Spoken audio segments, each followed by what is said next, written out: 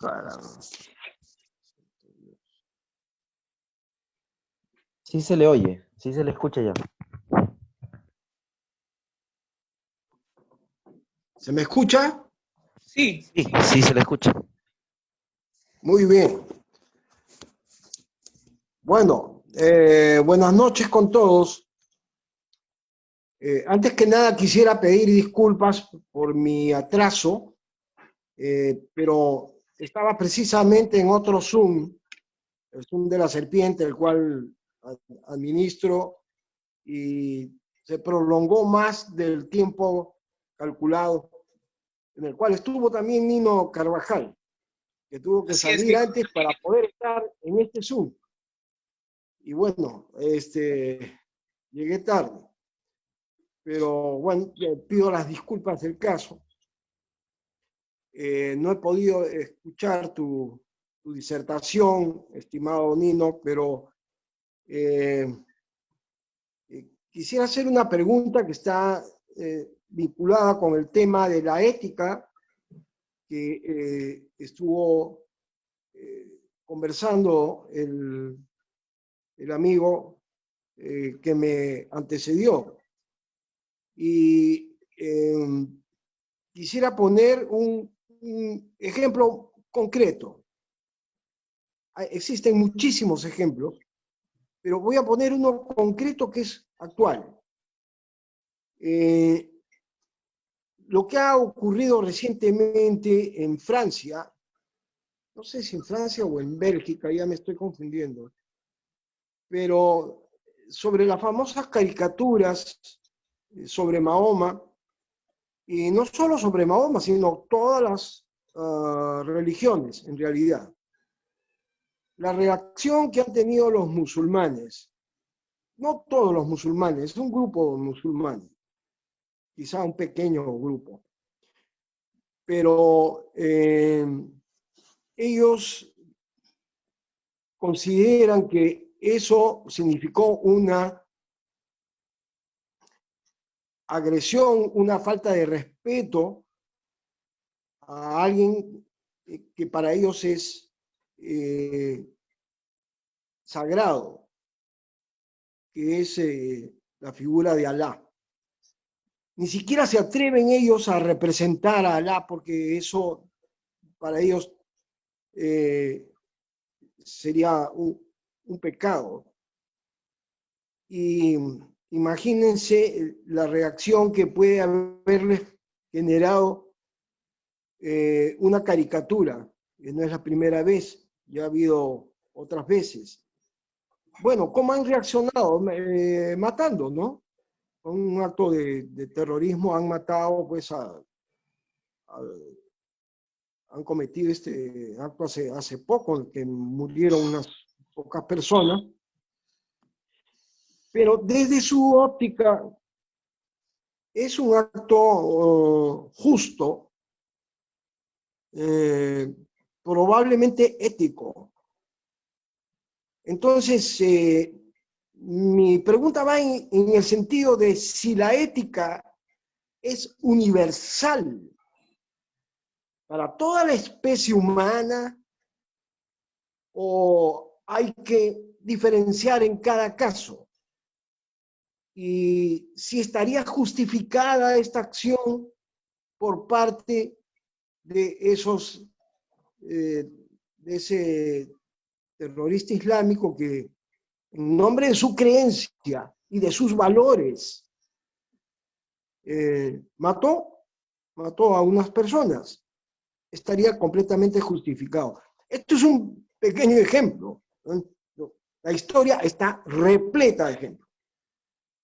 En todas las religiones, en todas las civilizaciones, en todas las ideologías, ¿no? En fin, pero estoy poniendo un ejemplo puntual.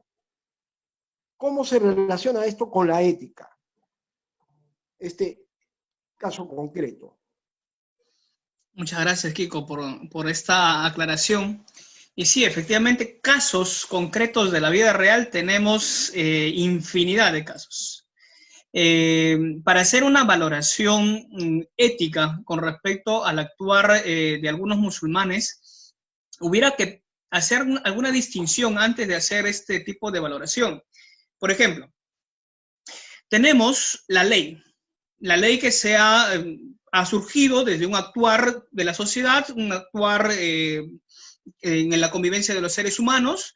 Esto se ha hecho costumbre.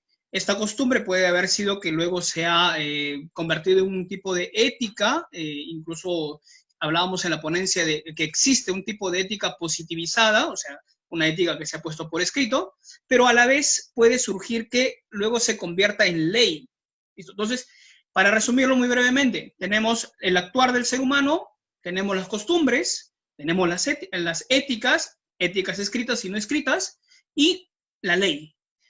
Ese es un punto. Dos, en la ponencia también hablé acerca de la virtud de la religión, y dado que estamos dentro de este ámbito religioso musulmán, pues efectivamente hubiera que primero enmarcarlo dentro de esta cuestión, porque para ellos, dentro de sus creencias, tienen los 5 pilares que van a pregonar los musulmanes muy, muy bien. Entonces, estos 5 pilares hacen de que un musulmán sea un hombre justo, un hombre correcto. Pero, curiosamente, solo una facción minoritaria, los yihadistas, van a sustentar que existe un 6º pilar. Y este 6º pilar los lleva a ellos, dentro de la virtud de la religión y dentro de la virtud de la justicia, dar a Dios lo que es de Dios, pero además aniquilar a aquel que no es partidario de mi grupo.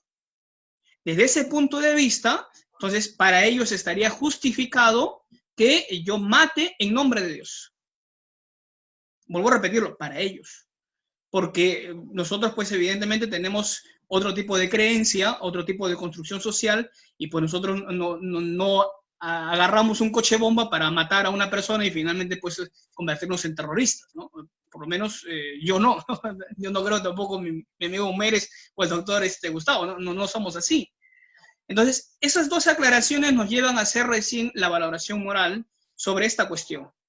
¿Es justo matar a alguien? Todas las culturas van a decir que el asesinato no es permitido. Solamente los que son partidarios del canibalismo van a tal vez aceptar el canibalismo como una cuestión legal, una cuestión aceptable dentro de esta sociedad, pero no es aceptable por ninguna cultura, ya sea por los musulmanes, ya sea por los judíos, ya sea por los católicos o no católicos, incluso por los hinduistas. No es aceptable. Entonces, esto nos lleva a decir de manera más radical que tenemos una ética que es connatural al ser humano y por lo tanto una ética que puede ser universalizable con ciertos preceptos. ¿Cuáles serían esos preceptos? Los preceptos que están basados en la ley natural. Y desde ese punto, pues nos inclinamos al justnaturalismo para decir que podemos tener una ética que viene de la ley moral y se puede positivizar, encarnar en una cultura. Desde ese punto de vista, pues hacemos la valoración que lo que un musulmán hace al matar a una persona o un grupo de personas con un coche bomba, ya sea llevando un carro o poniéndome yo las bombas, pues no va a ser aceptable. Incluso yo diría ya desde mi perspectiva que ni siquiera los musulmanes lo aceptan. Solo lo aceptaría el grupo minoritario que valora como un 6º pilar, que sería el grupo de los yihadistas.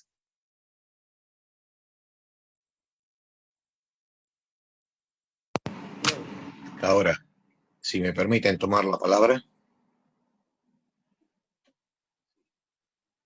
Allí hay un punto que se retrotrae a la ofensa.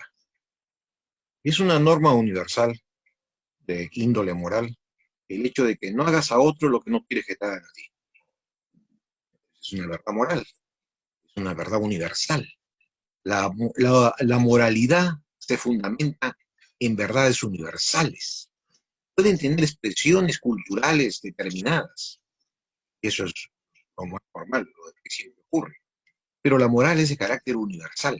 Si no fuera universal, entonces no sería distinguible ni el bien ni el mal, lo cual no es real, porque el ser humano se da cuenta, tiene iluminado por la luz natural, se da cuenta cuando se está transgrediendo lo bueno y lo malo. Ahora, en el caso de la revista Charlie Hebdo, allí es en realidad el abuso de la libertad. Allí se está ofendiendo, se está haciendo sacrilegio. Y nada autoriza a hacer sacrilegio. Lo legal no está sobre lo moral, ni tampoco lo moral es lo legal. Tienen sus propios ámbitos de desarrollo. Pero la hegemonía lo debe tener lo moral sobre lo legal. Entonces, si así es de correcto las cosas, ¿qué pasa en la modernidad occidental para que no se acontezcan los sucesos de esta manera? ¿Qué ocurre en la racionalidad occidental para que se produzca un libertinaje desatado?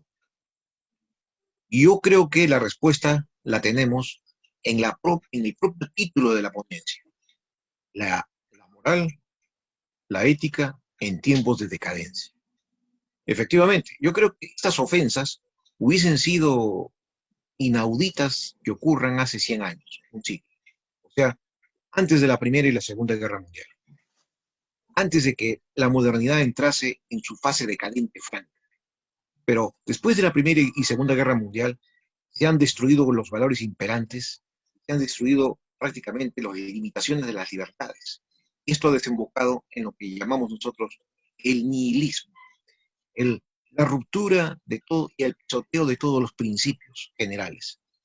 Producirse el nihilismo en la cultura, se vive entonces la curva decadente de la modernidad. Y el nihilismo entonces provoca toda esta clase de extropicios y de exageraciones.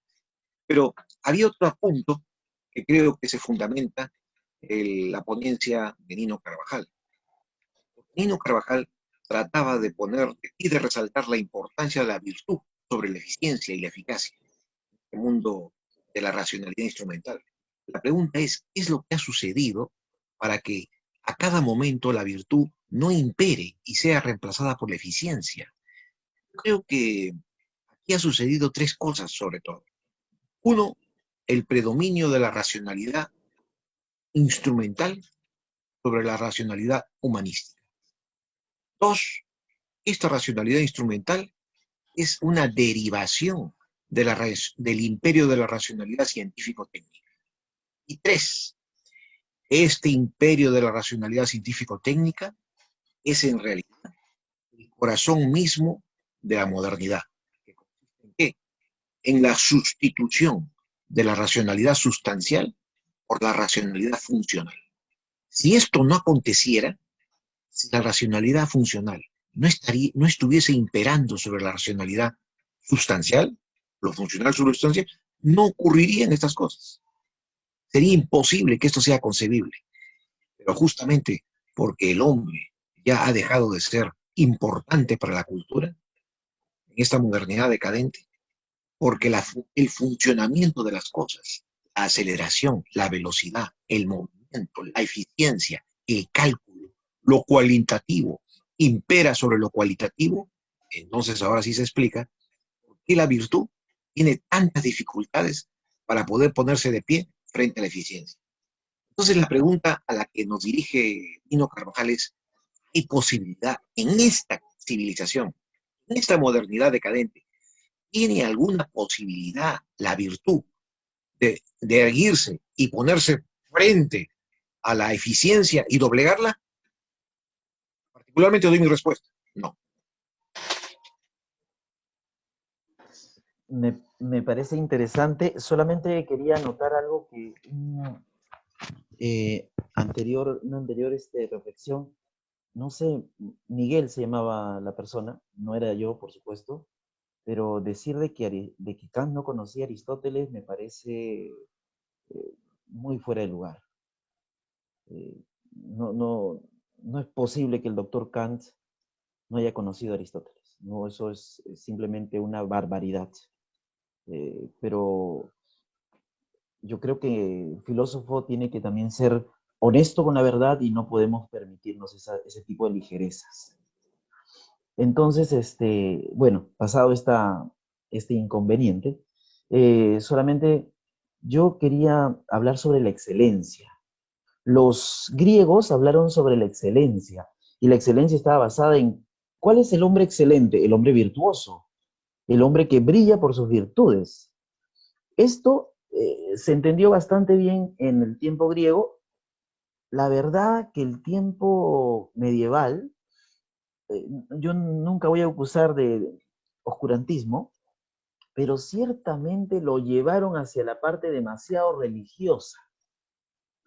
Entonces, esto ocasionó que en la modernidad hay un rechazo total por la excelencia, porque según los griegos, la excelencia era alcanzable a través de la razón humana, a través de la repetición de los actos positivos y buenos para la polis, pero llegó la parte teológica que señaló que la gracia era más importante que la lucha por la virtud.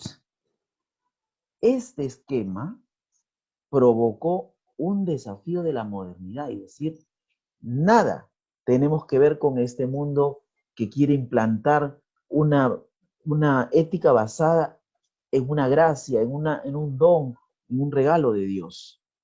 Entonces hubo un rechazo. Después viene la etapa nihilista, donde, bueno, no, nada sirve, mejor vámonos, ¿no? Porque no vamos a lograr nada.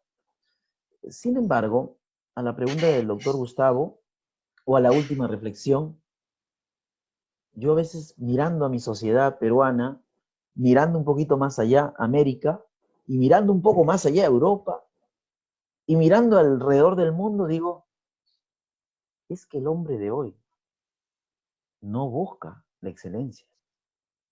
¿Por qué nos vamos a engañar? Si lo que buscan es obtener un poco de plata para poder sobrevivir como sea a esta cultura de la tenencia de dinero para gastar, para poder satisfacer sus necesidades básicas. Por tanto, en el esquema platónico, ellos están en el bien para mí, en el bien concupiscible, y no en el bien para el otro, que sería por lo menos un bien aceptable, porque sería lo que llamamos el bien de conveniencia, el bien ontológico de conveniencia, que permite la virtud. Es Si me permite, Miguel, complicadísimo pensar que el hombre de hoy pueda ser virtuoso.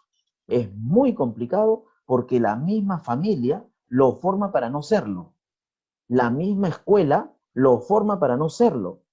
Los mismos gobiernos intentan destruir al hombre virtuoso, porque al virtuoso lo opacan, lo apagan, porque no sirve. Entonces yo le llamo, bueno, yo no le llamo, sino existe esto que el pensamiento único, que viene aplastando todo aquello que se le enfrente. No, eso que tú dices no es verdad, pero si no me has dejado hablar, no, pero por si acaso no es verdad. ¿Y por qué? ¿Por qué? Porque hay un pensamiento que se está imponiendo y ese pensamiento, lamentablemente, no trae virtud, sino trae búsqueda del placer por el placer, de los libertinajes. No busca la libertad, porque la libertad tiene responsabilidad en la otra cara. Pero aquí no, aquí es el hombre porque libre. ¿Libre para qué? Libre para poder tener mis relaciones y en la noche decidir ya no seguir con esta responsabilidad que sería tener un hijo. Claro, a esas libertades queremos llegar. Mañana van a querer que el hombre ande desnudo, porque esa se siente más libre, y entonces rompiendo todas las barreras éticas que nosotros como sociedad hemos querido imponerle para alcanzar la excelencia. Yo una creo que acotación, si sí, me permite, Miguel, sí, sí. una acotación, si me permite, Nino, y con permiso de Kiko. Eh, eh, Cristo no vino por los justos, o sea, no vino por los excelentes. Cristo vino por los pecadores. Es decir, el hombre que está constantemente luchando contra el mal y muchas veces es vencido por él, pero se da cuenta y se arrepiente. Entonces, la excelencia, y bien lo vemos desde este punto de vista cristiano, corresponde a un ideal aristocrático la sociedad antigua, en donde es el hombre el que debe ir a Dios, mientras que en el esquema cristiano es Dios el que viene al hombre. Y como es Dios el que viene al hombre, lo que impera no es la excelencia, sino la piedad, la caridad, el amor. Y es importante reflexionar este punto, porque actualmente se está pregonando una ética de la excelencia empresarial. Sí. Hay que ser excelentes en la empresa, excelentes en las instituciones. No importa cómo seas en la vida privada, pero por lo menos sé excelente en relaciones sociales y empresariales. El Bueno, resto no me... por esa razón es que yo no soy aristotélico, porque Aristóteles plantea esa ética, y por eso yo, Aristóteles, soy el que más lo critico por eso. Aristóteles Ya. nunca será parte de mi reflexión por haber dicho semejante barbaridad, que la esfera pública y la esfera privada no se deben juntar. Eso no es filósofo. Según el Bueno, esquema platónico, eso no es filósofo, porque el filósofo es el encuentro entre lo que pienso y lo que hago. claro. Aristóteles pues edifica una ética inmanentista, Así una es. ética terrenal, una ética de los aristos Sí, mejores. y yo me sorprendo cómo, disculpando, no sé, a la Universidad de Navarra, cómo siguen imperando con el tema de Aristóteles, cuando es contrario al pensamiento cristiano. Yo no los Y hay entiendo, otro punto, no mi los voy a estimado entender Miguel, nunca. sí. Y hay otro punto interesante, mi estimado Miguel y Nino, que también seguramente nos ha hecho reflexionar. No siempre ha habido antropología, momento filosófico. No, No siempre, eso no es cierto. no, no es cierto. Sí, eso no es cierto. Y hay un bonito libro de Martin Buber, que es El hombre. Y en este libro, Martin Buber nos recuerda de que la antropología aparece como tema y disciplina filosófica cuando recién el hombre pierde su casa cósmica. Así ¿Cuándo es. pierde su casa cósmica? En la modernidad, con el imperio del yo. Y en la modernidad pierde su casa cósmica y surge el tema del hombre como disciplina filosófica. Por supuesto, Porque es Kant el inaugurador del el cambio copernicano, el giro copernicano que hace envolver la realidad, ya no el centro, sino el hombre. Por eso, hoy en día, tiene sus... todas nuestras reflexiones son en base al hombre, cuando deberían ser en base a las cosas.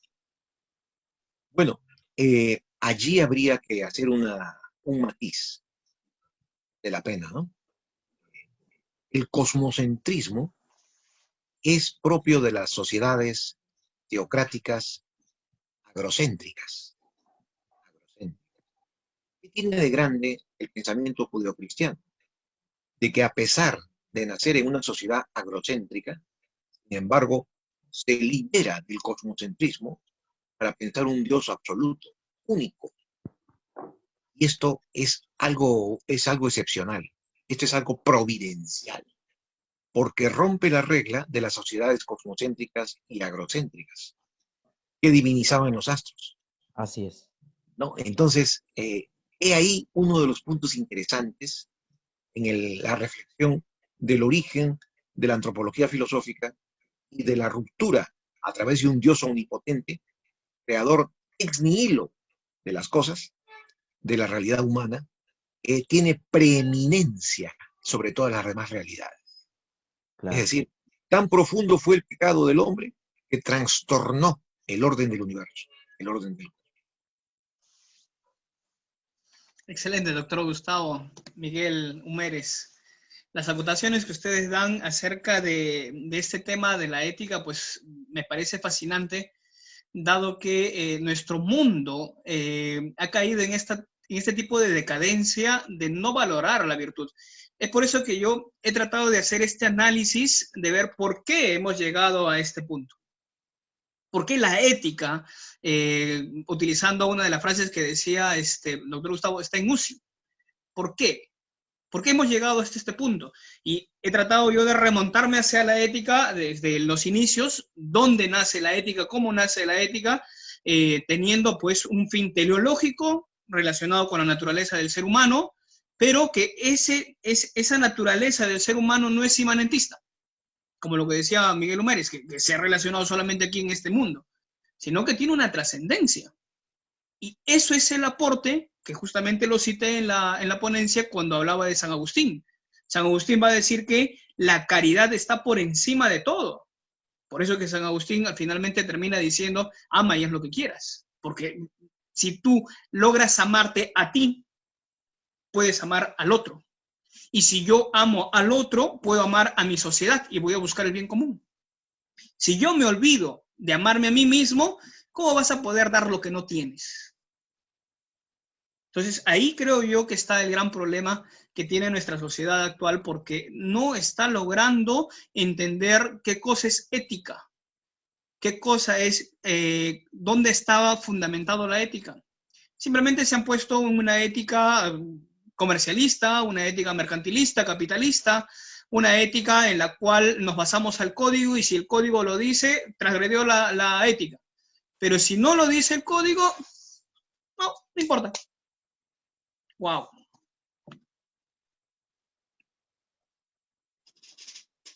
Sí. Buenas noches. Hola, buenas noches. Hola, Lelis. Quisiera hacer una pregunta sobre el ponente Nino nos habló nos ha hecho un recuento de la historia de toda la ética, ¿no? Entonces, viendo nuestra sociedad actual, en un momento nos dijiste que el gobernante tiene que estar lleno de virtudes según Platón. Eso que hoy día, no, por supuesto, no se cumple porque todos tenemos un largo periodo de tiempo que los gobernantes no se han preocupado por ninguna virtud, sino por el contrario, utilizando unas éticas utilitaristas, han buscado un beneficio. Eso es, ¿cómo hacer que la sociedad, nuestros gobernantes, o cómo hacer que las virtudes, los valores, lleguen a ejercerse en la actualidad, en la sociedad, se pongan en práctica? ¿Cómo decir, mira, estos son los valores, aplíquenlos a la sociedad? Porque hoy día no tenemos eso, no se cumple, ¿no? En ninguno de los gobernantes. El segundo aspecto que quería, a ver si me deja el doctor, Nino hablaba sobre el buen consejo también, ¿no? Nos hablaba en una parte de la ética, el buen consejo. Entonces nos ponía como ejemplo de los legislativos, de los congresistas. Entonces yo digo, es que ellos no estaban buscando ahí al contratar a su empleada, al contratar al chofer como asesores, no es que estaban buscando un buen consejo, no es que estaban buscando la virtud, sino que estaban buscando un bien útil.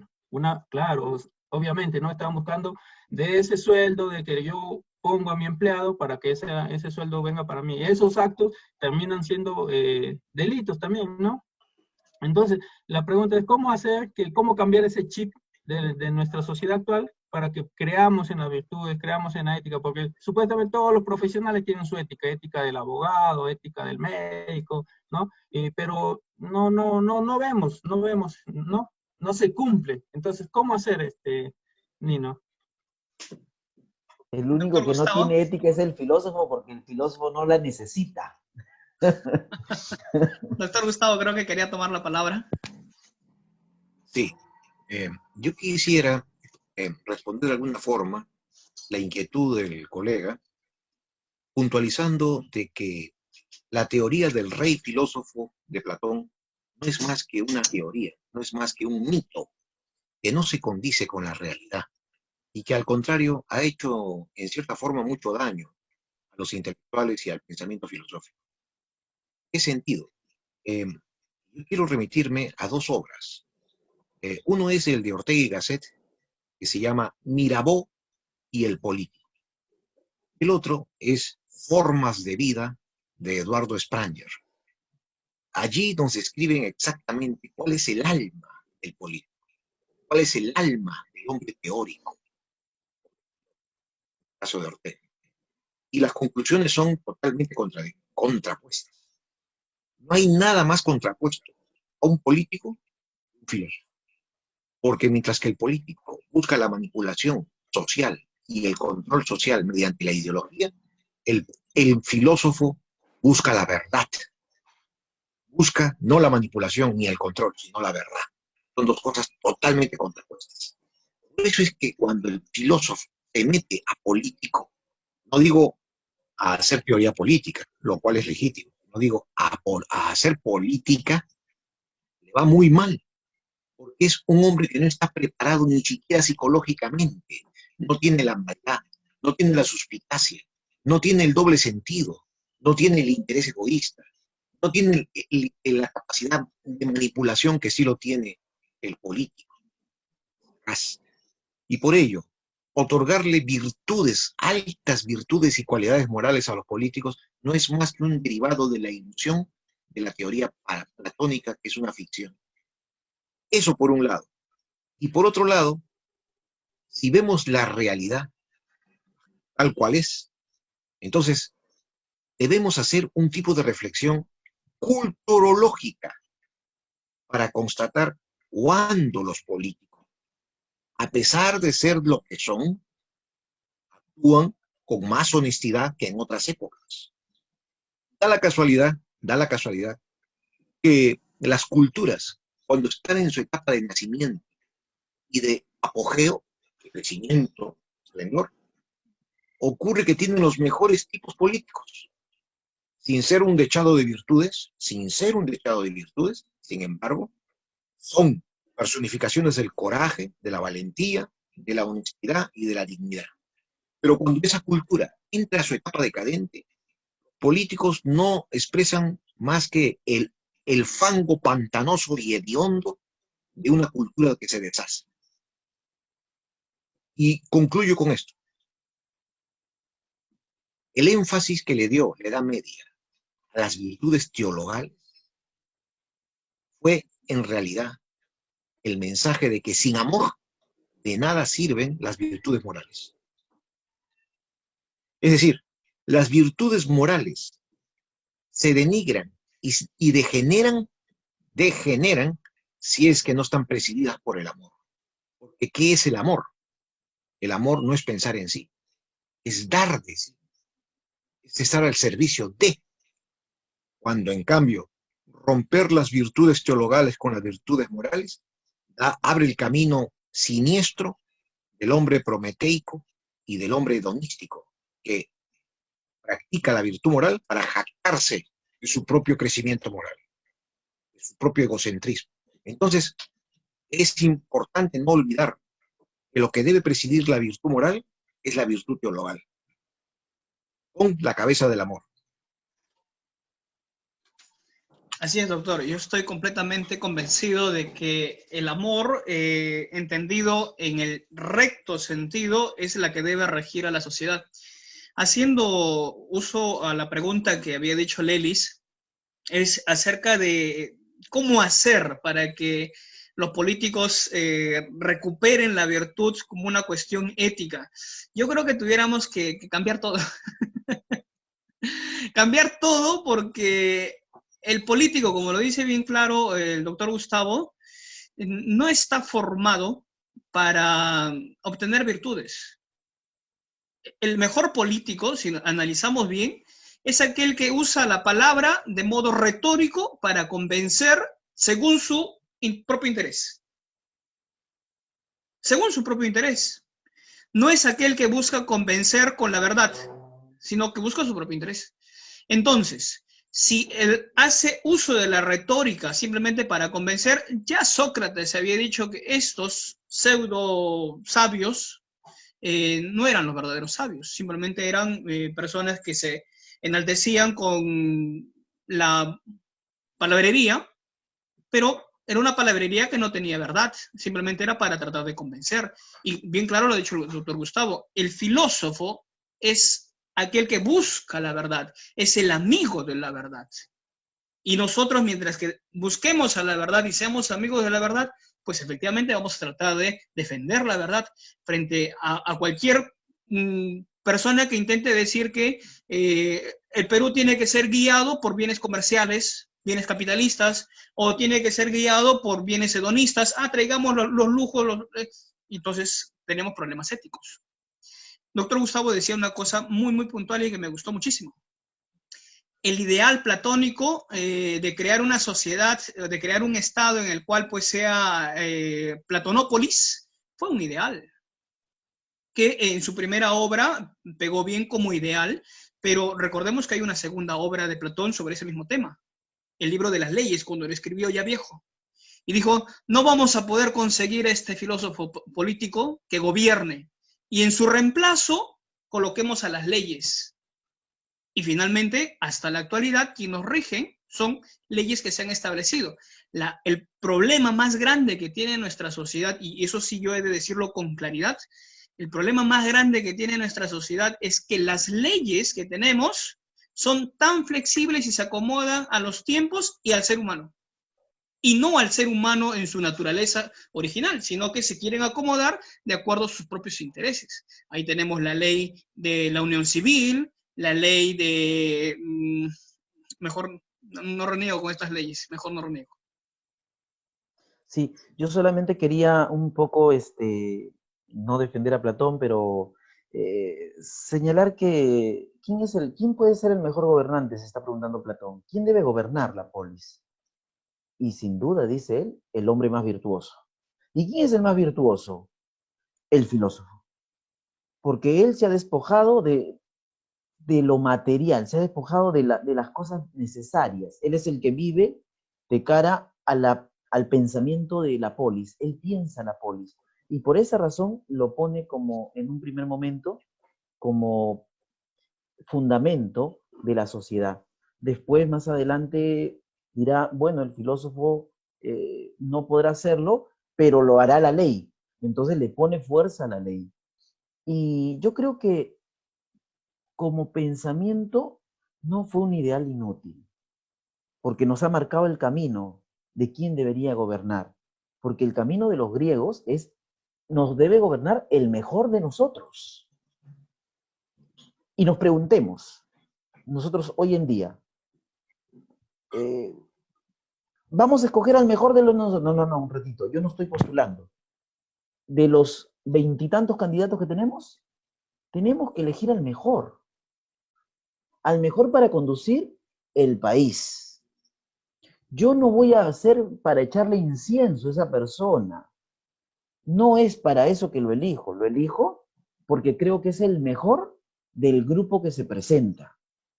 Pero claro, como cada uno tiene, así como dice la frase, cada uno tiene su choro, ¿no? Cada uno defiende su choro, no es esto, sino que tenemos que pensar en que la propuesta del gobernante debe estar encaminada en quién considero yo de que debería tomar el destino del país. Punto. No hay más reflexión. La señora Keiko no es tan virtuosa como el otro sí. No, esa reflexión es para ti. Eso no se propone. Lo que se propone es, esto quiero hacer, esto pretendo hacer, y el que me da el voto es porque voy a hacer un plan de trabajo. Y los peruanos no vamos a crecer nunca si es que no hacemos de nuestra educación, y ahí te respondo, Lelis, la educación es la única que nos puede sacar de este embrollo no ético de vivir en la podredumbre de la no virtud. Y también quiero responder al doctor Kiko. Esto era muy fácil para un musulmán. Has ofendido a Dios, por tanto te toca esto. En esa reflexión que él ha hecho, desde ese punto de vista, no estaría mal. ¿Por qué? No es que yo sea terrorista, pero si tú ofendes a mi mamá, te aseguro que no te voy a ver con buena cara. Por más que lo quiera, por más cristiano que yo sea, te aseguro que no. Y me voy a olvidar de que debo ser un hombre ético, que debe amar, que debe servir a la sociedad, pero te voy a mandar un puñete que te voy a dejar éticamente noqueado. Así que no le pidamos al hombre posturas que no puede tener. No las va a tener nunca. Entonces tú le ofendes a Dios, por ejemplo, cuando a mí me dicen algo de una persona que yo sé que no es verdad, se me enciende el rostro y le digo, es que no lo conoces. Y me voy de ese lugar para evitar decirle improperios. Entonces, ¿El que yo me haya fastidiado es ético? Sí, señor. Sí es ético. Ahora, mi sobrereacción no es ética, pues. Para eso está la moderación. Y yo tengo escrito sobre esto un poquito. Platón, su verdadera propuesta filosófica ética es la metretique, la mesura. Puede ser que alguien te ofenda, pero la mesura es no responder. Allí está la clave, que tenemos que hacer de nuestros ciudadanos hombres mesurados. No porque encontramos un video de una persona que aparentemente está haciendo un acto no lícito, ya, destruyámoslo, no sirve. Oye, un ratito, calma, mesura, frónesis, prudencia. ¿Y cómo se enseñan las virtudes? En el colegio. Para que desde el colegio, en la familia en la sociedad, y es la única manera que yo veo, es muy complicado. El tema está bien complicado, pero nosotros creo que debemos seguir diciendo dónde esté la excelencia, está en la virtud. Y la virtud se aprende con educación. Y tendremos que hasta que nos cansemos de hacerlo. Porque no hay otra manera. Esa es mi intervención y ya quisiera que un poquito, que otros opinen. Sí, yo quisiera decir algo respecto a lo que ha dicho Humere, ¿no? Sí es cierto que el trabajo es grandemente porque en la educación, en el sistema educativo peruano hoy en día, incluso ya se anuló cívica, ya no hay cosas como tal, sino que se hizo un conglomerado de un conjunto de religión, ya no hay.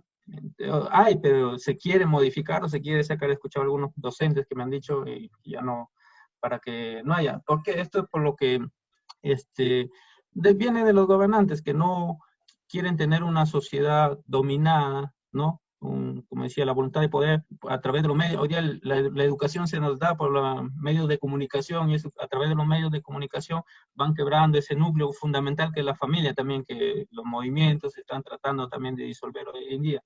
Entonces, ese trabajo es muy grande, ¿no? De la educación, hay que empezar por ahí también, porque eso también tiene que ver mucho con la política, porque hoy día en elegir la sociedad no está preparada para elegir un buen gobernante, como dice, lleno de virtudes, o sea, que busque el bien común, como se planteaba, ¿no? Que decía el doctor Gustavo, es como de lo platónico, ¿no? Que el gobernante busque esos mitos. Entonces, hoy día también, de todo este listado que ya se están viendo para postulando para futuros candidatos, entonces, ¿cómo elegir ahí? La sociedad, ¿no? Las personas no eligen de que este gobernante sí tiene virtud, va a buscar la verdad, como decía el doctor Gustavo, ¿no?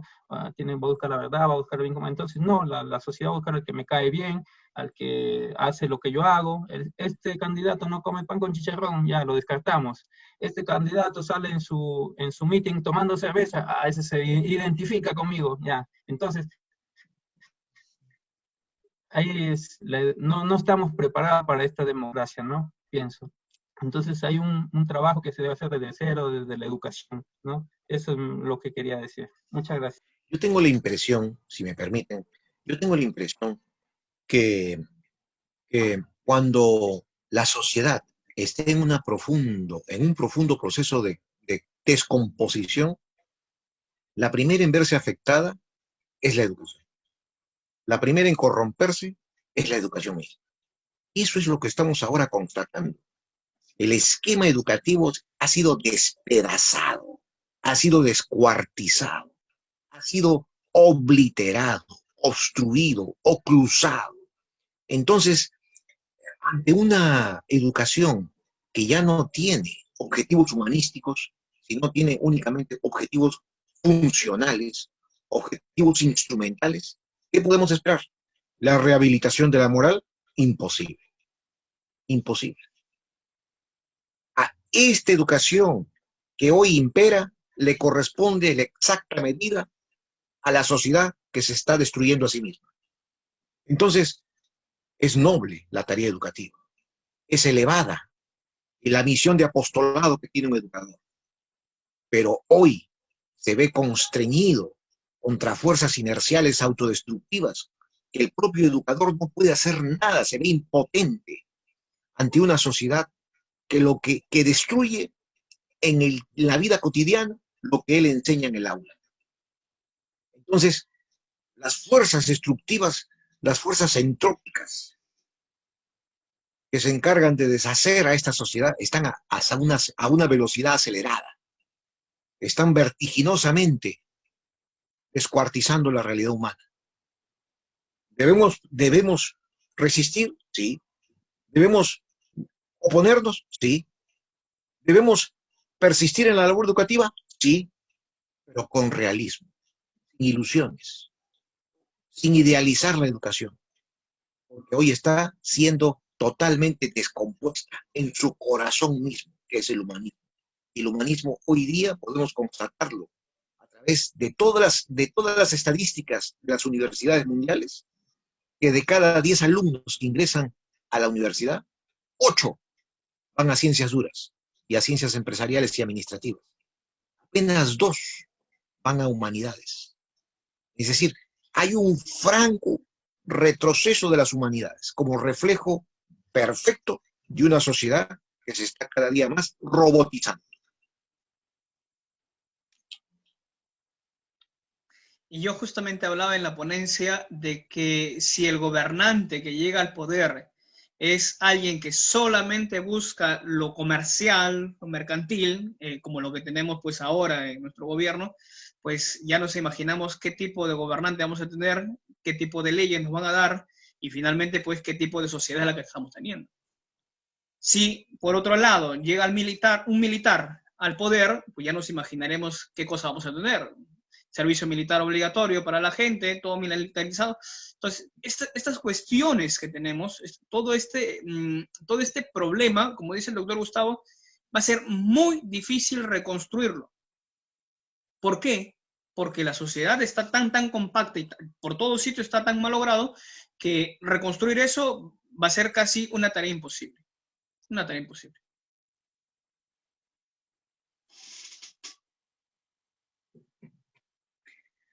Listo, doctor. Bueno, mientras vamos pensando, yo quiero una acotación de lo que has dicho, Nino, ¿no?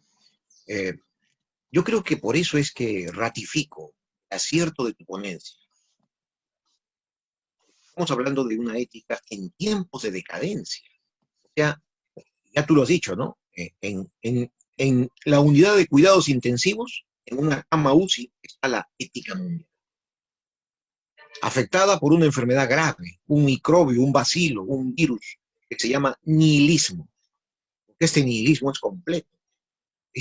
Esta época histórica, como nunca otra época de la humanidad, ha reunido en una sola síntesis 3 tipos de nihilismo. El nihilismo epistémico, el nihilismo ético y el nihilismo ontológico. Por eso es un cóctel letal que estamos afrontando.